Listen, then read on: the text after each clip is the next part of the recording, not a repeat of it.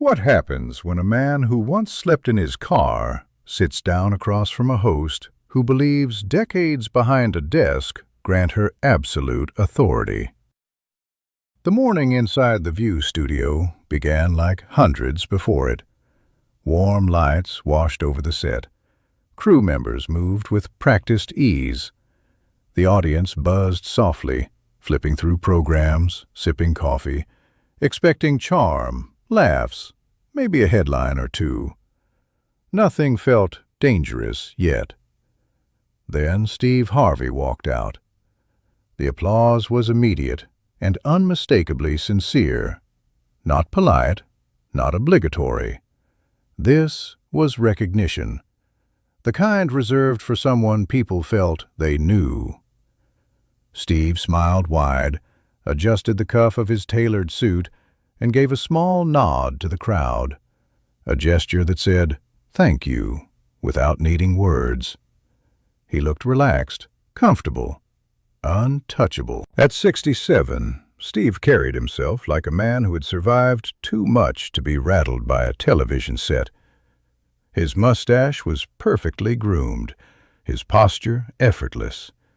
This wasn't a guest hoping to impress. This was a man who had already won. Joy Behar watched him from her seat, not with curiosity, with assessment. Whoopi opened the segment warmly, teasing Steve about his legendary wardrobe. The audience laughed. Steve played along, spreading his arms slightly, letting the moment breathe. He knew timing. He always had. Conversation flowed easily at first. Steve spoke about his latest project, his voice filling the studio with that familiar rhythm that had carried him from stand-up clubs to network television.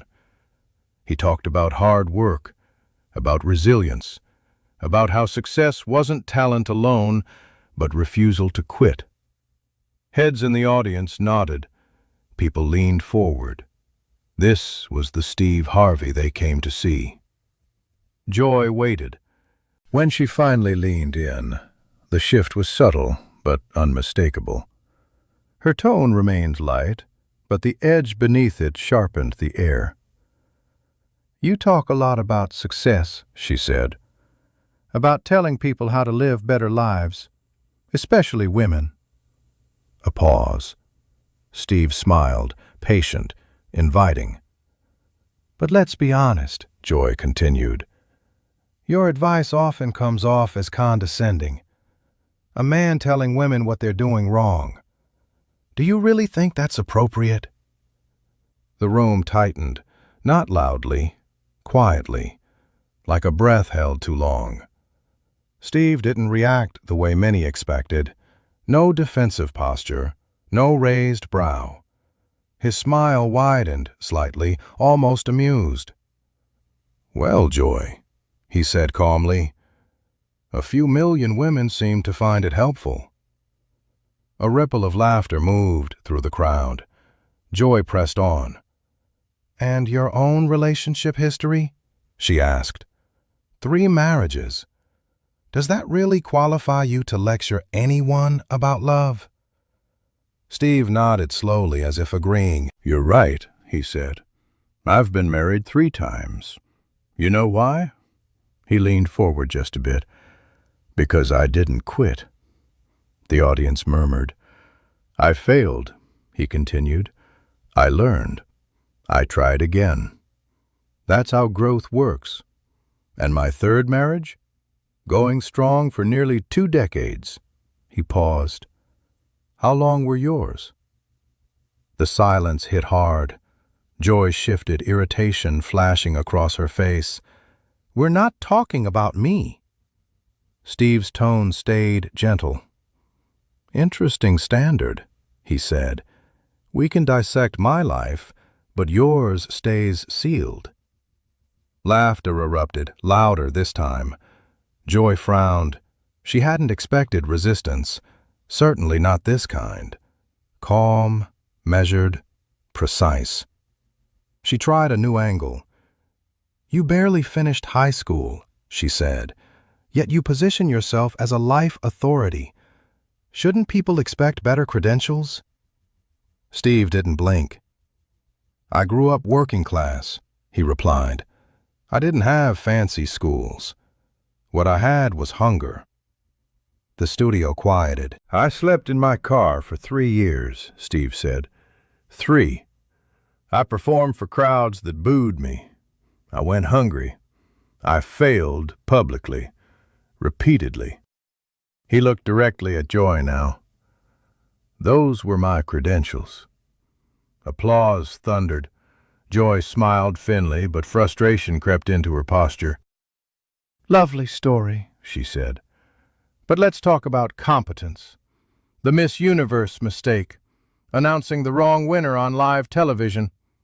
A collective inhale from the audience. That moment had ruined careers. Steve smiled. "That was the worst night of my professional life," he said. "And I apologized. Immediately. Publicly. Without excuses." He leaned forward. "When was the last time you apologized on this show?" The question landed like a dropped glass. Joy froze. The studio went completely silent. Steve's voice remained calm, but something deeper settled in. "I know I'm imperfect," he said. "I own my mistakes. You, Joy, speak with certainty every day, as if opinion equals fact, as if disagreement equals ignorance." Joy tried to respond, but the words stumbled. "You're being oversensitive," she said. Steve laughed softly. "Oversensitive?" he replied. "Joy, I've faced real adversity, real failure, real hate." He smiled, unshaken. "You'll need more than clever insults to move me." The audience exploded. Joy's face flushed. Control was slipping. She leaned forward again, determined, and that was when the calm truly began to break the studio. The applause faded, but the tension didn't. It hung in the studio like unfinished business. Joy Behar forced a smile, the kind that existed only to disguise irritation. She shifted in her chair, adjusting her posture as if reclaiming authority through body language alone. This was her set, her table, her rules. Or at least, it usually was. Steve Harvey sat back comfortably, hands folded loosely, his expression relaxed. He didn't look triumphant. He didn't look aggressive. He looked settled, as if he had nowhere else to be and nothing to prove. Joy cleared her throat. "Let's not pretend this is about insults," she said. "You present yourself as a moral authority, faith, values, God's plan. Yet you've made comments that many people found offensive, about atheists, about other belief systems." There it was, the pivot. This was supposed to be the moment where the room tilted back in her favor. Controversy, moral framing, a neat little box to trap him in. The audience quieted again. Steve nodded slowly. "I'm a Christian," he said simply. "I believe what I believe." Joy leaned in. "And that belief has led you to say some pretty intolerant things." Steve didn't raise his voice.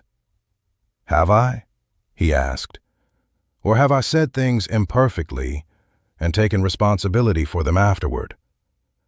Joy opened her mouth, then closed it. Steve continued. "Here's what I find interesting," he said. "You're questioning my tolerance while sitting at a table where people of faith are regularly mocked." The air shifted. Steve tilted his head slightly, genuinely curious. "I've watched this show," he said. "I've heard believers dismissed as ignorant, backwards, dangerous." Joy shook her head. "That's not the same thing," she snapped. "Questioning beliefs isn't attacking people." Steve's voice softened. "Isn't it?" he asked. "Because it sure feels like an attack when you question someone's intelligence, their marriages, their education, their faith, all in 10 minutes. A murmur ran through the crowd. Steve leaned forward, still calm. "I came here to talk," he said. "To promote work I'm proud of. To laugh a little, maybe inspire someone." His eyes met Joy's. "But you came here with a different agenda." Joy stiffened. "You don't get to assign motives to me." Steve smiled gently. "I don't have to," he said. "You've shown them." The audience reacted instantly, a mix of gasps and applause. Joy glanced sideways at the other hosts, searching for backup. Whoopi said nothing. Sunny pressed her lips together, fighting a smile. Sarah shifted uncomfortably. Joy was alone now. "You're twisting this," Joy said. "I ask hard questions. That's my job." Steve nodded. "And I answer them," he replied. "That's mine." He paused. "But there's a difference between hard questions and disrespect." Joy scoffed. "So now you're lecturing me about journalism?" Steve didn't rise to the bait. "No," he said calmly. "I'm explaining boundaries." The word landed heavier than expected. "Boundaries?" Joy repeated sharply.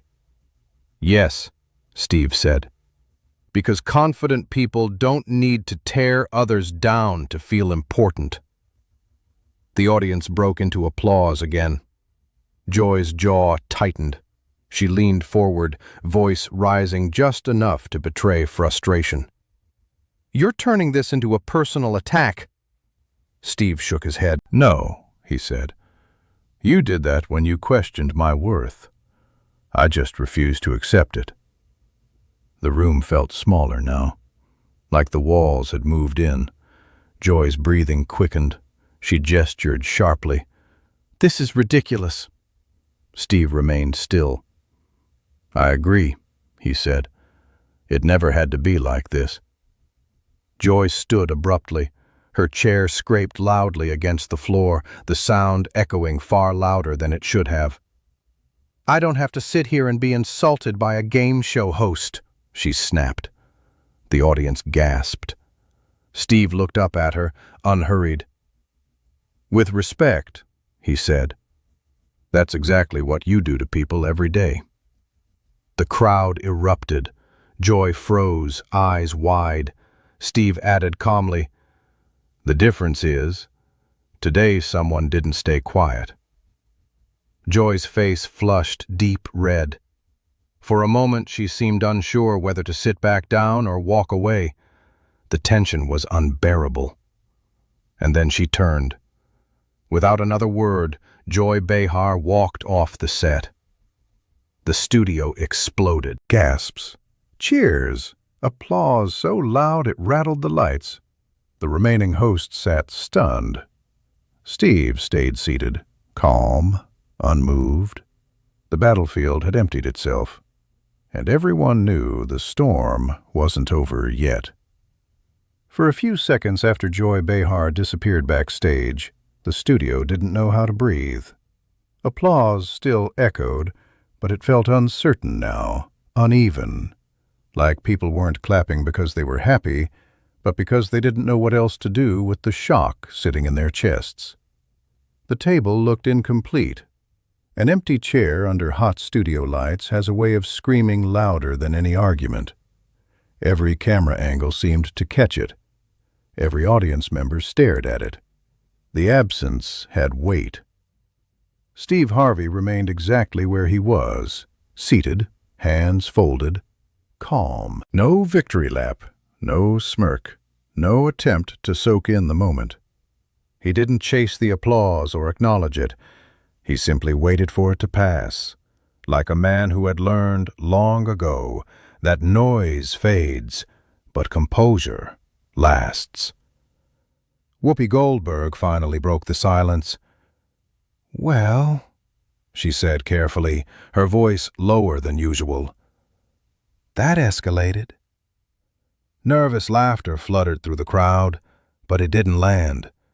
The energy had shifted too far. This wasn't banter anymore. This was damage control. Steve glanced toward Whoopi and gave a small, respectful nod. He wasn't here to embarrass anyone, and yet something irreversible had already happened. Sarah tried to recover the segment. "Steve," she said too quickly, "let's talk about Family Feud, the incredible run you've had." Steve raised his hand gently. "Before we do that," he said, his voice even, "I just want to say one thing." The room froze again. Cameras tightened their focus. The audience leaned forward. This was no longer an interview.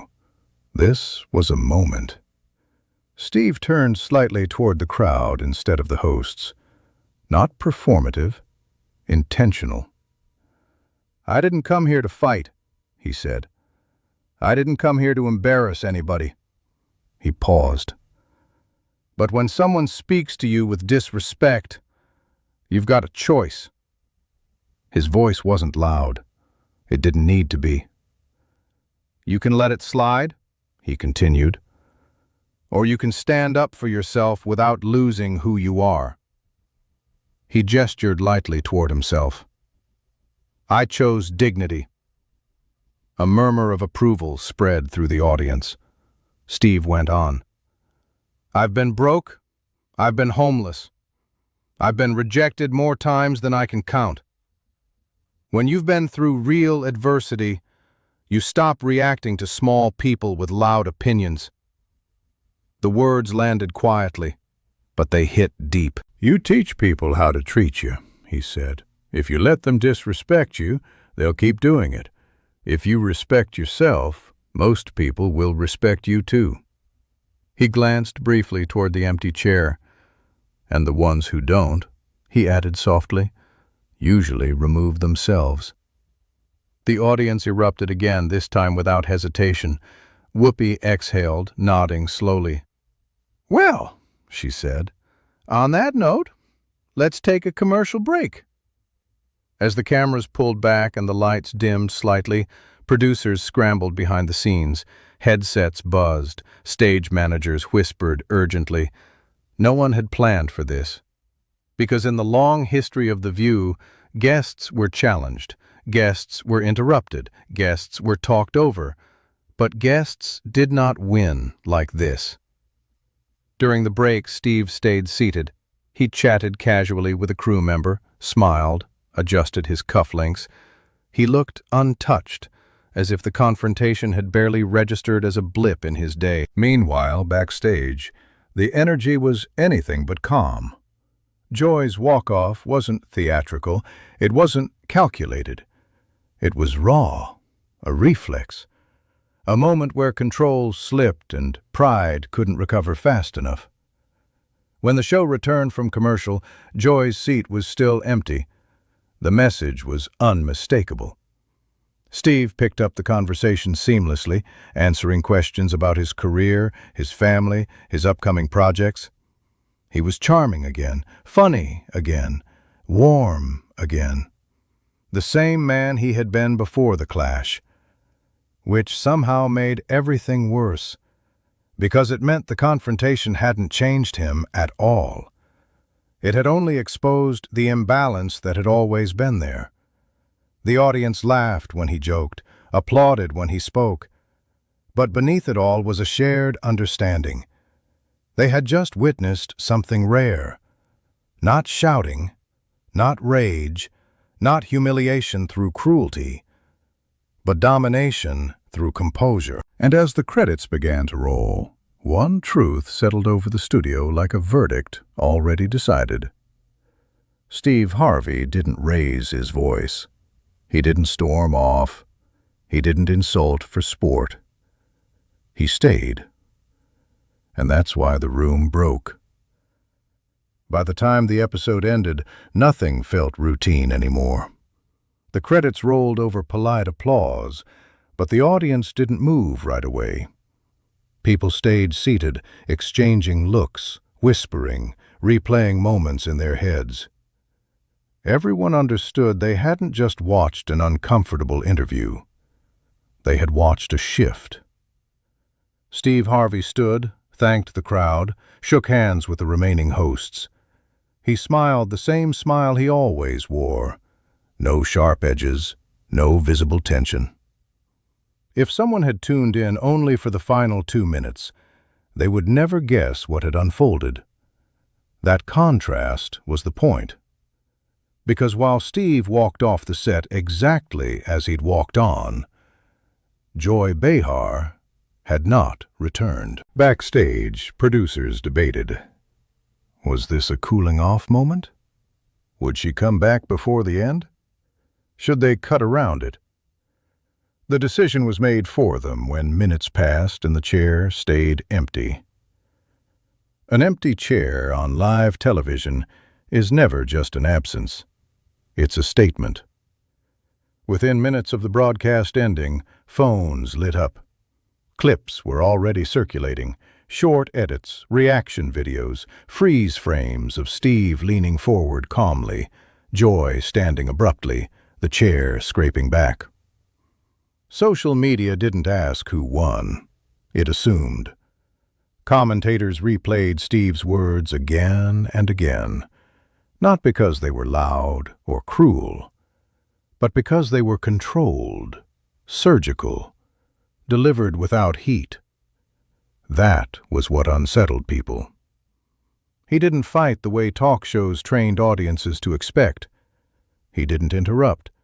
He didn't insult for sport. He didn't posture. He let the questions come, absorbed them, and then turned them inside out. Joy's walk-off became the headline, but the real story was what led to it. A host used to dominance met a guest who refused to play the role of target. Later that evening, interviews dissected the moment. Some called it overdue accountability. Others framed it as a power shift. But even critics admitted one thing: Steve never lost control. And that's why it lingered. In the days that followed, the clip climbed trending lists. Articles speculated about internal tension. Anonymous sources whispered about regret and miscalculation. Memes flooded timelines. The empty chair became symbolic, not of defeat through shouting, but of retreat when calm proves immovable. Steve, for his part, never commented publicly. No victory tweets, no follow-up interviews, no grand statements. Silence can be louder than commentary, and in that silence the message settled. You can't dismantle someone who already survived worse than you can throw at. The View had built its reputation on confrontation, but this time the formula cracked. Not because someone yelled louder, but because someone refused to escalate. People didn't remember insults. They remembered composure. They remembered a man who sat still while the room shook itself apart. And long after the applause faded, one image remained fixed in collective memory. Steve Harvey, calm, steady, unbothered. An empty chair beside him, and a studio that never quite felt the same afterward.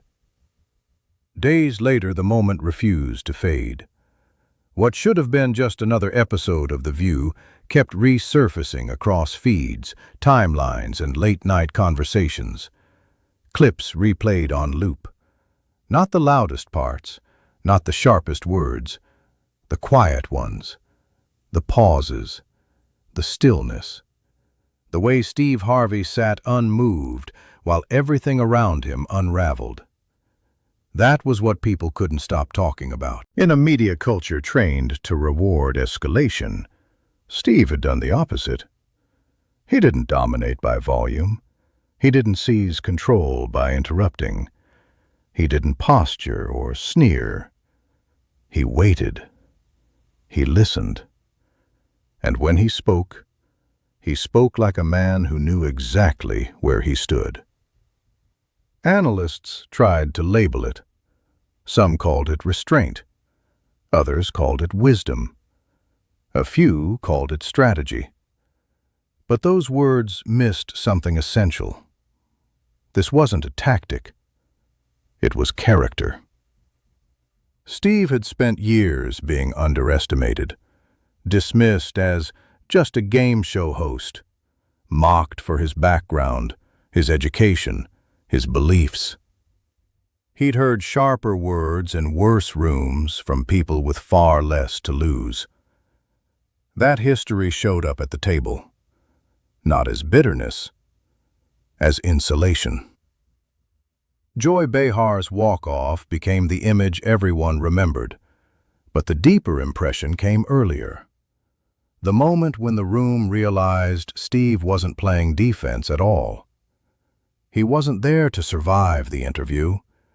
He was there to remain himself. That difference mattered. In interviews afterward, audiences didn't praise him for destroying anyone. They praised him for not becoming what he was being pushed to become, for refusing to match contempt with contempt, for showing that strength didn't require cruelty. One viral comment summed it up perfectly. He didn't beat her. He outgrew the fight. Behind the scenes, the show moved on. It always did. New guests, new debates, new controversies. But something subtle had shifted. The certainty that guests would always absorb the blows without consequence had cracked. Because one didn't. Steve Harvey walked in knowing who he was. That's why nothing rattled him. He didn't need the last word. He didn't need applause. He didn't need validation. He had already lived through worse rooms than that studio. Already faced rejection harsher than daytime television. Already proven himself in places where cameras didn't care and audiences weren't kind. And that history sat with him, steady and unshakable. In the end, the confrontation wasn't remembered as a shouting match or a humiliation. It became something rarer, a lesson. That confidence doesn't announce itself. That dignity doesn't demand submission. That calm, when it's real, can be the most destabilizing force in the room. Steve Harvey didn't storm off. He stayed. And in staying, he changed the temperature of the room so completely that someone else had to leave. Not because they were shouted down, but because calm left them nowhere to stand.